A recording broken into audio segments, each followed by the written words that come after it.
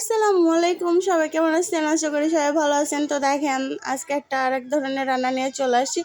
তো এখানে আছে আলু কুচি দিয়ে বাইলা মাছ চচ্চড়ি করব। তো ওখানে আমি শিলপাটার উপরে রসুন আর সরিষা বেটে নিয়েছি, কারণ চচ্চড়ির ভিতরে যদি সরিষাটা বেটে দেওয়া হয় তাহলে কিন্তু অনেক ঝাঁঝালোযুক্ত একটা ঝাঁঝ আসে, বেশ খেতে ভালোই লাগে। তো যাই হোক, তারপর এদিকে কিন্তু আমি বাকি আদারওয়াইজ মশলাগুলো সুন্দর করে দিয়ে ভালো করে কিন্তু আমি মেখে নিচ্ছি আলুটা। তারপরে আলুটা মাখা হয়ে গেলে কিন্তু মাছটা আমি দিয়ে হালকা করে আবার নাড়াচাড়া করে পানি দিয়ে দিব। পানি দিয়ে কিন্তু আমি জাল দিয়ে রাখবো, মানে চুলোটা ধরায় দিয়ে তারপরে রান্না করব আর কি।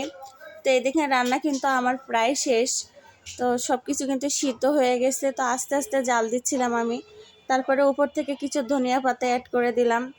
বিশ্বাস করেন গাইস, রান্নাটা যে এত ভালো হয়েছিল খেতে, কি বলবো, তখন নিজেকে মনে হচ্ছিল আমি যেন বিশ্বের সেরা পাকা রাঁধুনি।